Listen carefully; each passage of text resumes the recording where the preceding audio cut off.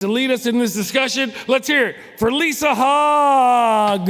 Lisa Hogg. Thank you, everybody, and welcome to our panel on building international and long-term partnerships, which is a very critical topic, especially in the emerging industry nowadays.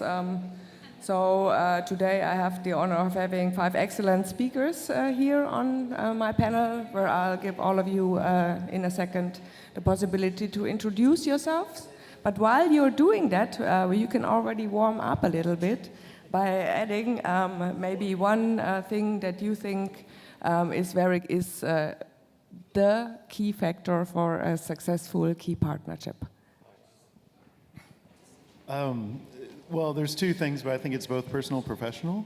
So communication and trust. Those are 2 things we always lead with in our partnerships. So. And can you give us a quick introduction to your person, Lance? Yeah, my name is Lance Lambert, CMO of Grove Bags. Been in the industry for about 12 years, came from Northern California, so was in the traditional market before the legal market, and just scale up companies. So Weed Maps, Bovida, Grove Bags, Green Bros, Green Flower, Gangier. Yeah, so it's kind of my MO, is just scaling up companies on the global stage. Thank you very much. Ravjot, what do you do in the cannabis industry? Hi, so I'm Ravjot Basin. Most of people know me as RJ. We manufacture and supply pre-roll cones out of India. We also do cannabis accessories and smoking accessories all throughout the world. So I guess your point about global partnerships, I think the most important thing is finding the right person rather than the company. I think the person, making sure that you align with their values is very important. Thank you very much. Steph, over to you. Hello, everyone. I'm Stephanie Powell. I'm the founder of Emerald Lane Recruitment. So we're a global recruitment and human capital advisory firm. We focus exclusively across the cannabis industry supply chain. We work now in 12 countries and 5 continents. I've been in the industry for 10 years. Although I'm Canadian, I started in Northern California in Humboldt and started as a first mover in one of the Canadian recruitment firms and helped build a lot of that market. So when we're looking at strategic partnerships, myself going into 8 to 10 years in this industry, really looking at sustainability, right? There's a lot of come and go in this industry and people that come in for a quick fix and get, to realize it's not that quick and get out. So I really think looking at it from perspective of sustainability for those partnerships. Thank you. Nick, can you continue? Hello? Okay. Apologize. My name is Nick Muir. I am a CEO of WECO. We have a couple different service lines in the industry. I've been in it since 2014. I built a company that is a national payrolling workforce management company in the U.S. So, thank you. and then also we currently invested into some grow facilities in Colombia, so we are now cultivating product to be able to sell into the European market.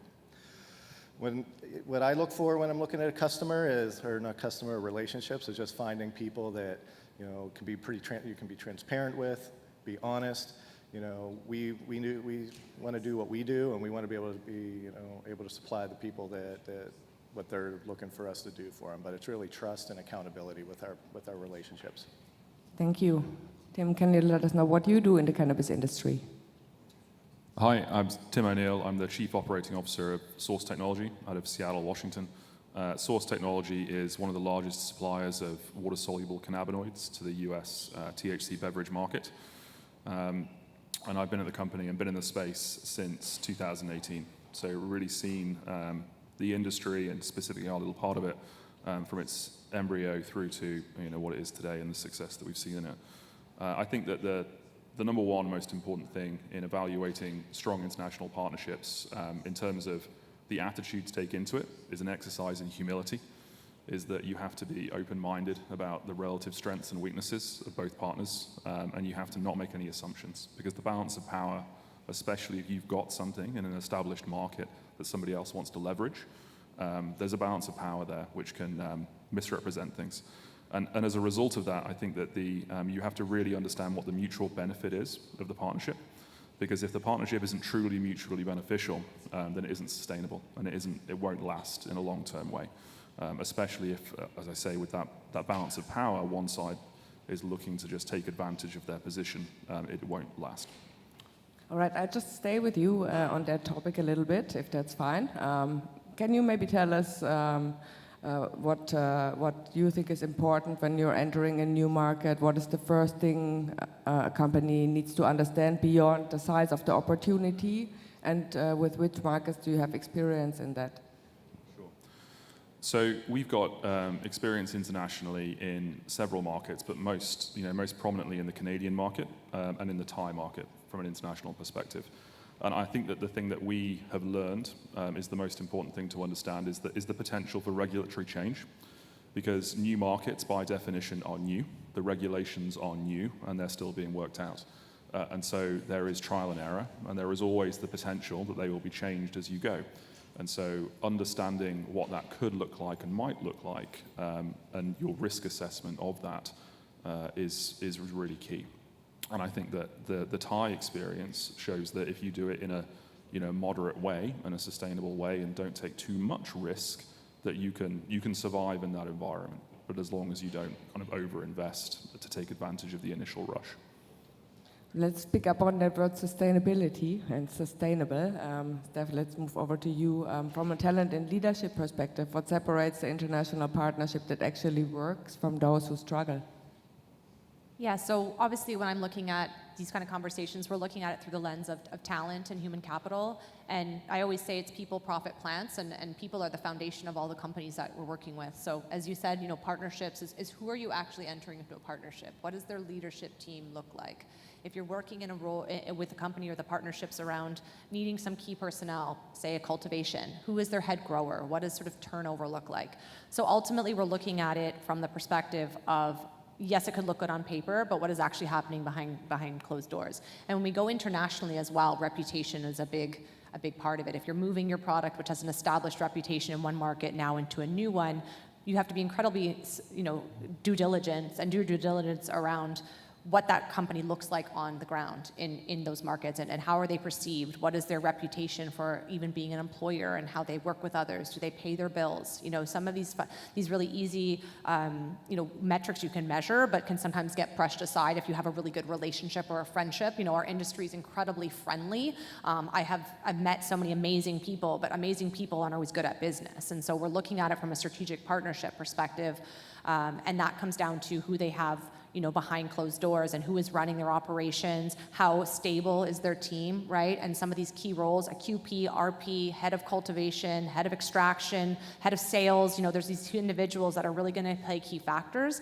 And so getting to know various layers of the organization, building deep relationships and understanding the team, and taking the time to actually get to know not just your key stakeholder, but the various stakeholders who will have input to the work that you're doing is a critical aspect to understanding what's actually under the hood, because we want to look at it from a sustainability perspective. Thank you very much. Ajay, let's move over to you. When you look at these cultural aspects, what kind of role do they play in really making these international partnerships work, especially when you're working across cultures? Yeah, so a majority of our business comes out of India, right? So India is a very interesting market where it's more about, again, relationships and making sure that you are understanding of their cultures, right? So you don't dive right into business. You more talk about, family and, other aspects of the items instead of the business directly. People often get offended to say, let's run into the business. Let's start talking about, just get on the same page in a friendly manner. The other big thing in India is India focuses a lot on volume, right? So you have to make sure that you understand the partner and understand that it's not always a case of going to the biggest supplier. Also, you don't want to go to the smallest. So you have to find a middle ground and kind of understand exactly what they're looking for. So they're looking for a volume partner. So that's something that you should be able to provide them. So it's not just at the hard factors, also like the soft factors of like being possible to supply for the situation and being... Yes, correct. And things often change on the ground there, right?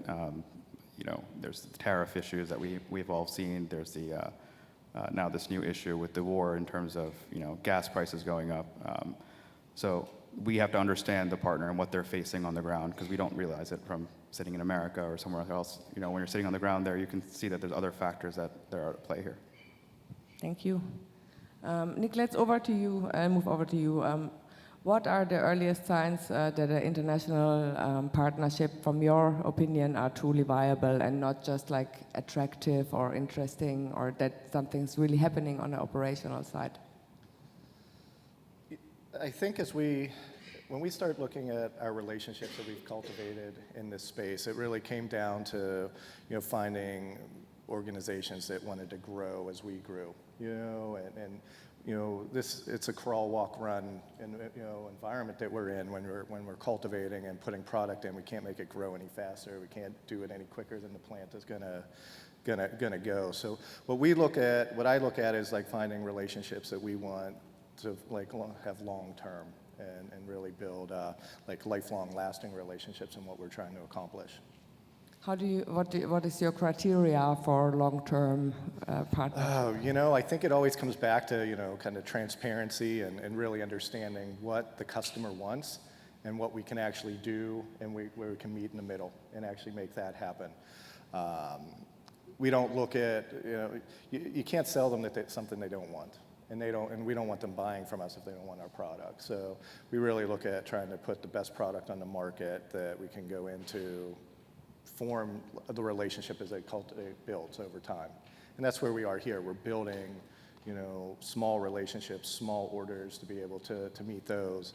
And then in time, the market will expand. Thank you.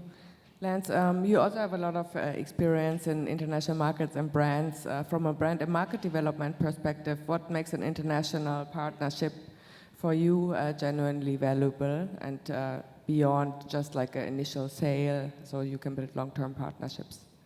Yeah, for us, so we're in 61 countries and provinces around the world. And a lot of those start out on the relational side, to everyone's point, sitting down and having that conversation. We want to make sure it's an ideal match. The things that we lead with, and nothing against, it's talked about a little bit more in North America than it is over here in Europe. But we take more of a roots over suits approach. And it's nothing against those with a degree or like playing golf on Sunday. I don't mean to knock those in suits, but we really look for partners that put community, culture, and craft first. Because you don't have to be from Northern California, but Stephanie, even having lived there for a little bit, knows that we have a certain mentality. And the reason we got to where we are, especially with legalization. California, for those that don't know, my home state, at least at the San Francisco level, started legalization in 1990. So we've been in it for 30 years. And a lot of that started with finding those right people that you felt that cyclical relationship for, but individuals that were always putting those things as the top priority, making sure that they put the people first, the plant first. So we do that when we go around the world. And a lot of these people, I'm very fortunate, like we just brought on a distributor in Colombia. He's an individual that I've known for years that I trust. He believes in our product, we believe in him. And we see the cyclical that can come out of that, because that was something that was mentioned. You want to find partners that are growing with you. And we don't always look for the biggest people. India is a great example. China is another phenomenal example of it. Don't always look for the biggest or the best. Sometimes the person who's in second place is aspiring and putting just as much energy, if not more, than the person in first. So we'll often find that individual, again, especially out here, Europeans are very territorial. They very much like exclusivity, which I say exclusivity is not in our vocabulary, because exclusivity can put you in a corner. But finding those people that understand there needs to be a little bend and flex along the way with the relationship in order for both of us to be successful. So. I agree with you totally.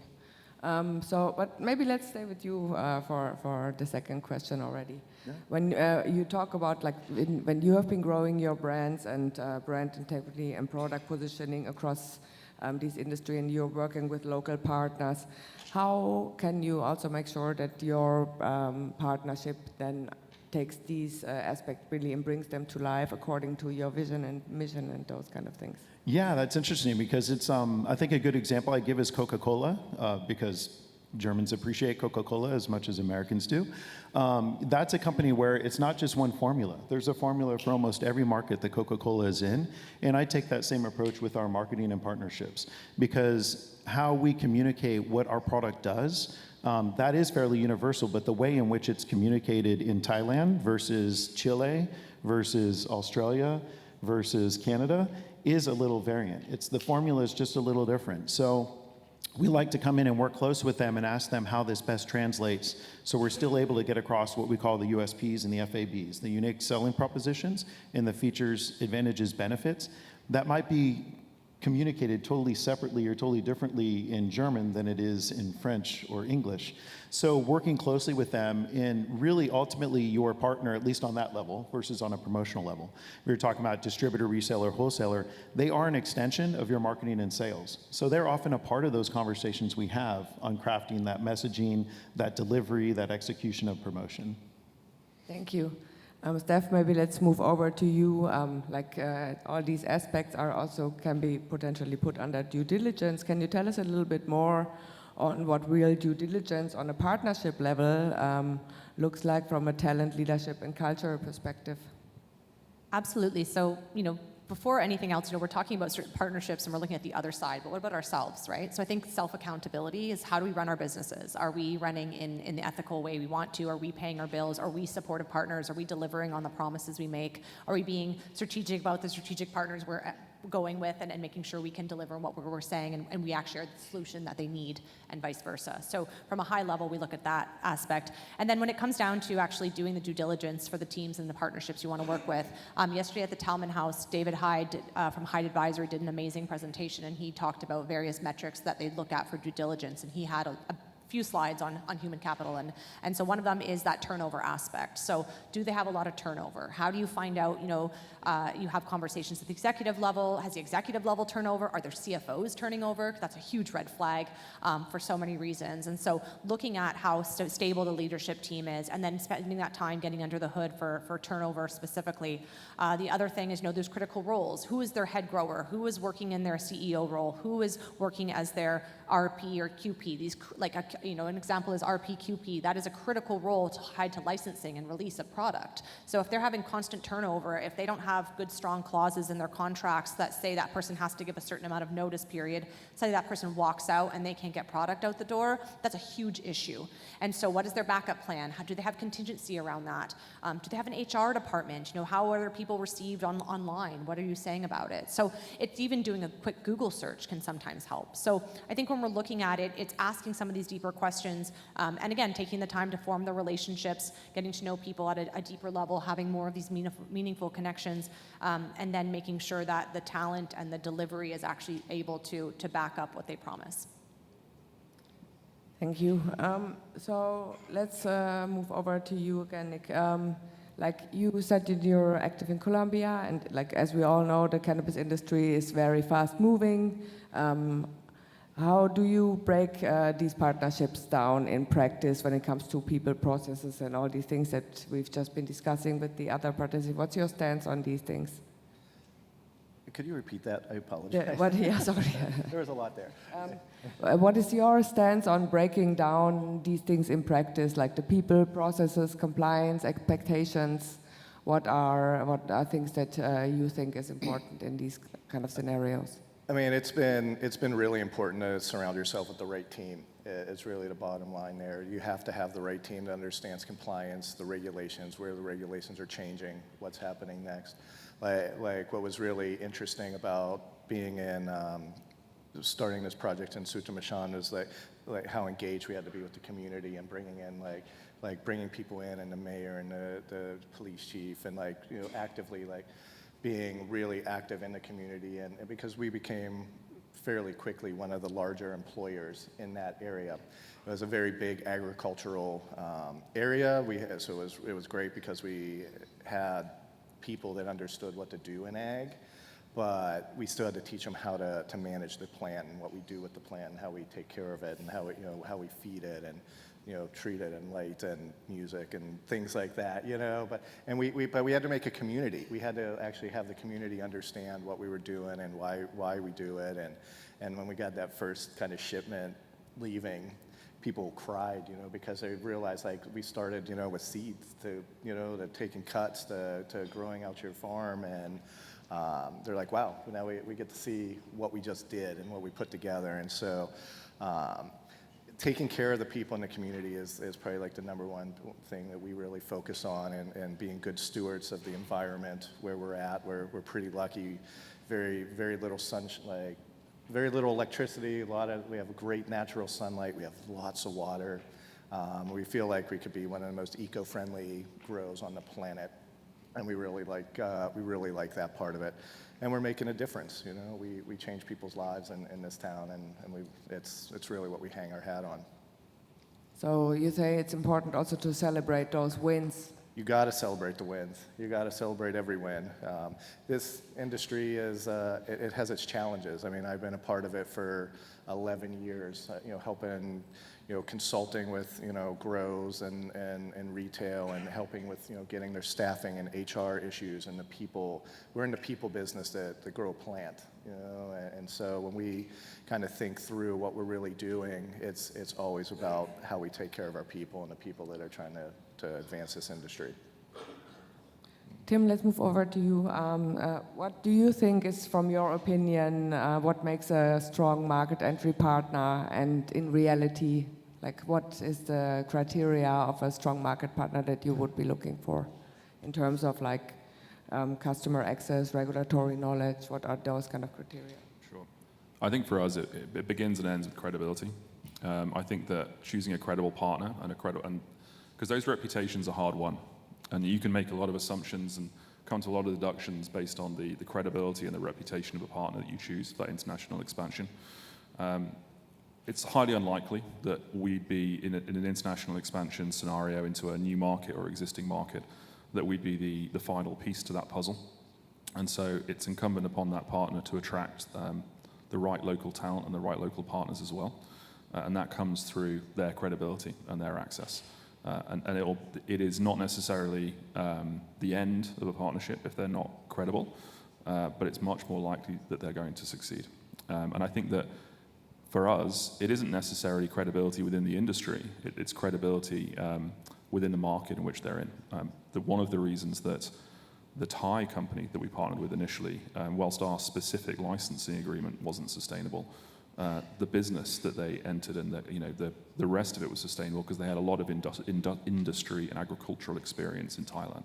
And so they applied those lessons to what they were trying to do. And really likely as well that any new venture in that new market, they're going to rely on access to capital. And again, that access to capital is not going to come if they don't also have that credibility to go with it. And even if it does come, it'll take a lot more time. Thank you. Steph, you look like you wanted to add something to that, maybe? Because you're nodding your head, and like maybe you can just like also add a little bit of perspective also to that. Like, I think it's because it's super important that we talk about these soft criteria more. From my perspective, so. And I just think ultimately the better we can get at the work that we each individually do, our individual companies, the better the industry gets. I think niching has been one of the success factors we've seen in the Canadian market, in the global markets, is just getting really good at something. Myself, we just do recruitment, and we just work in cannabis, and we've done this every day. I've done this every day for the last 8 years of my life, and I will continue to recruit. But it's, and when we work with people, we don't promise that we can do cultivation and consulting on this and this and this and this just to make money. We do recruitment. And so when we work with partners come to us for recruitment. If they need something else, we have other strategic partners we bring in. But I've seen challenges in this market where people promise that they can do everything. And when money is tight or someone doesn't have money to, consulting side of things, there's a lot of people who call themselves consultants. I come from government. Consultants are experts. They are true experts in their craft. And there's a lot of people who work for a year and call themselves a consultant. Well, and I've seen the mistakes they make and the damage they do. And so being able to actually get very, very, very good at your craft and the work you do and the companies you run, again, then showing up as 50% of that partnership, you find better partners because you're a better partner and it's sustainable.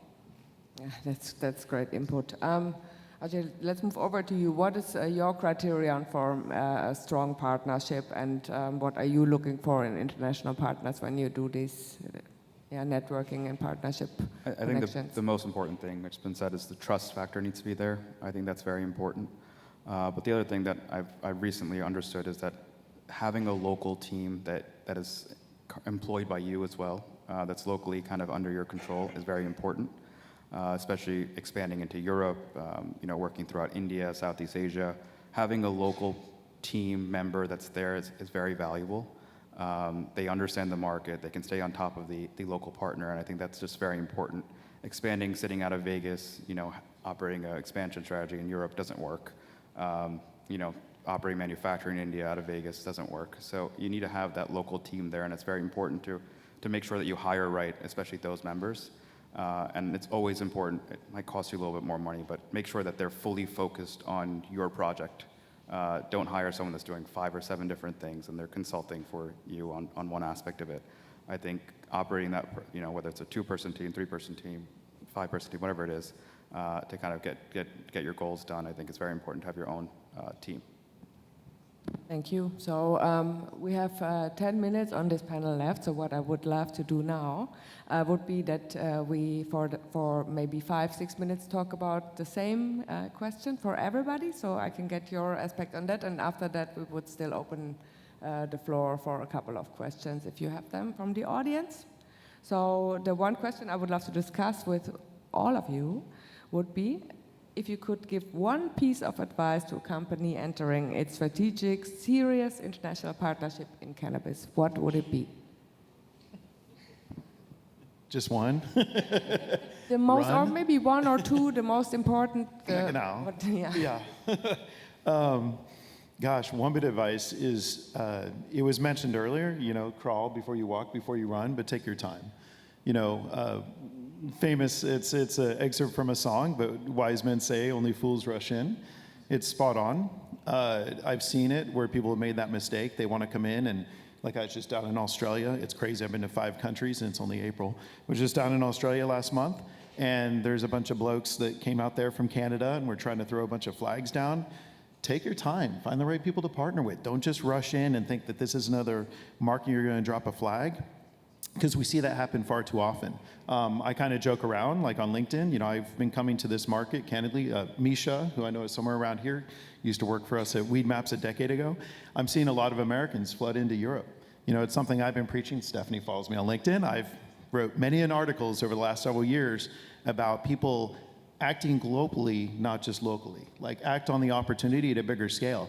It's cool seeing all these North Americans, these Canadians coming into the European market. But don't just come in and think you're going to be the typical American and get the job done. Because it's something that RJ and his team does a great job of this, pointed out, is a lot of it starts out with that conversation. There are some people that we have as partners that I had to sit down with them in Praha and talk about their family and talk about their goals, what they want to succeed with their business, where they want to be, before we even got into talking about our business and how we can help each other together. So I think that's a little bit of something that, again, I don't mean to pick on those in North America versus Europe versus Asia Pacific or LATAM, but Americans are too transactional. It's too swipe right, hook up, whereas the rest of the world is like, let's take our time. Are you the right partner for me? Again, sounds very familiar, right? We all have partners in our lives.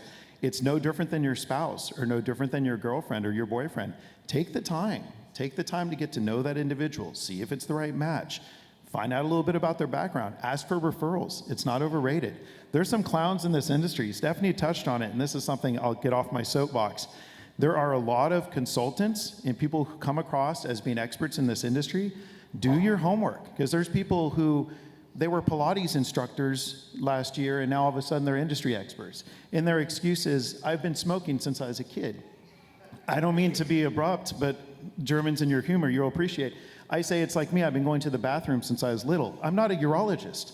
That doesn't mean I know everything that's going on. That just means that I'm familiar with that category. Yeah, people that come in, they're like, I know what I'm doing, I know all about the plant, I know all about the people, I know about the community. Bullshit. You don't. You came into it a year ago because you're a big fan of the plant and you're chasing the dollar, So take your time. Just take your time with these partnerships, whether it be for promotion, for distribution, for syndication, for exposure. Take your time to get to know them. Yeah, that's good advice. RJ, what's your stance on that? Yeah, absolutely spot on that. But again, take your time, remove the assumptions out of the equation, be very specific on what everyone is there to gain. Someone can't, the biggest issue that we have in Europe is everyone thinks they're an exclusive partner, right? They immediately want exclusivity. So be very clear from day one, saying, look, we will work towards exclusivity. This is not happening day one. So I think you need to kind of really remove the assumptions, understand the financial aspect day one, and really spend time on that portion. Yeah, Germans are also sometimes very direct. So, yeah. Steph, what do you think? I was going to say slow down, but we already kind of covered that.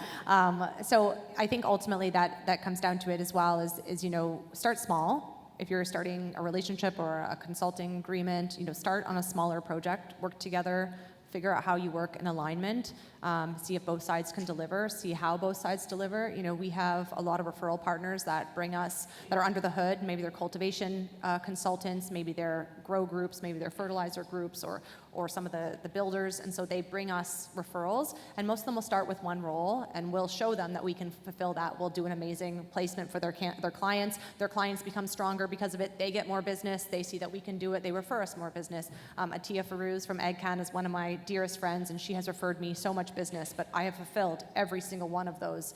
And I give her clients the whitest, we give every client white glove service, but her clients get the whitest glove because I also know that it's super important because I know how critical it is to her business, and she's a true partner to us.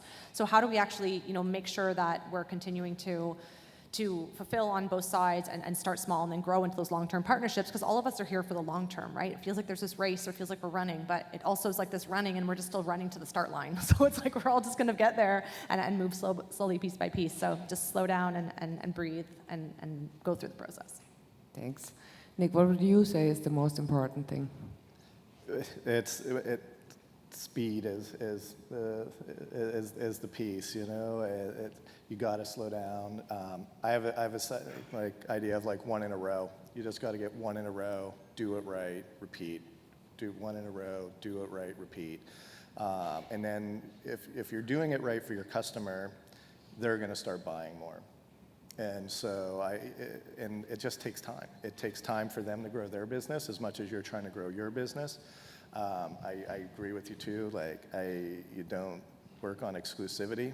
You're trying to absorb, as much market as you can. So, but you got to be able to perform one in a row over and over and over again for the customers, and because you can't leave space, for somebody else to kind of come into the space that you've worked on and developed. So, but take your time. Tim, what would you say is the most important factor to consider for a successful long-term partnership on an international level? So the phrase that I used over and over when I was helping our Thai partners set up was, don't blunt your own machete. There are people that have spent billions of dollars making mistakes in growing the nascent cannabis industry across the world, and there are hard-won lessons to learn from that. Every mistake conceivable has been made in setting up a new cannabis operation, and those lessons are readily there for those that choose to look. And you'd be surprised how many people in these new markets get so absorbed in the green rush of this regulatory change. I literally sat down on the first day in Thailand, and the exact phrase that he used was stack it high and watch it fly. And we very quickly tempered that. And Sustanza, which is the consultants, they're probably not here, they're manning their booth, were the guys that set up the really the fantastic growth for Holymood in Thailand. And now they are only just 3 years later increasing the capacity of the grow, because they've done it in a sustainable way and they are funding it through cash. But that's also true on the beverage side. Whilst cannabis beverages in Canada in 2018 were a new thing for Valens, as they were there, who have been our licensee in Canada for 7 years now. Cannabis beverages were new, but beverages are not. The unit economics and the principles of commercializing a beverage and marketing a beverage and manufacturing them, they exist, and there are people that are very, very good at it. So learn the lessons of the mistakes that have been made in the past, because they are there for those that choose to look. That's great, a piece of advice. So we have 1 minute left for one question. Let's hear it for Lisa Haag and the entire panel, first of all. Applause for the panel, please. So if anybody from the audience still has a question on international... All the way in the back. Okay. Over there. 1 second, the guy who's coming with the... I'm coming. Oh, my knees.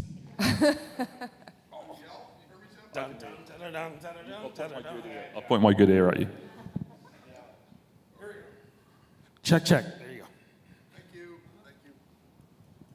Tim, where besides the United States do you see an interesting market for your customers, your big customers, the cannabis beverage companies? And I Excellent ask that question, because- and I'm glad you asked it. So, Okay. my opinion has been for a long time now, and whilst I'm definitely biased, being in the cannabis beverage industry, is that low-dose cannabis beverages will be the entry point for most legal markets internationally. That it's highly unlikely in the UK, for instance, that we will see the legalization of marijuana flower before we see the legalization of low-dose cannabis beverages, because it is an easily taxable, distributable form factor that is so like alcohol and taxable like alcohol, that I think to answer that question is everywhere where there is an attitude for it to do it in a risk-averse way. Most notably Western and Northern Europe. I think there's a very strong argument for it. So that's the answer, in my opinion. Thank you very much. Thank you for attending our panel on international partnerships. And yeah, thank you everybody for participating. Let's hear it again for Lisa Hogg. And Stephanie and Nicholas and Rajot and Jack and everybody. Yeah, I know, you're perfect. Lisa Hogg is just perfect. We're gonna take a quick picture and then we're gonna bring up the next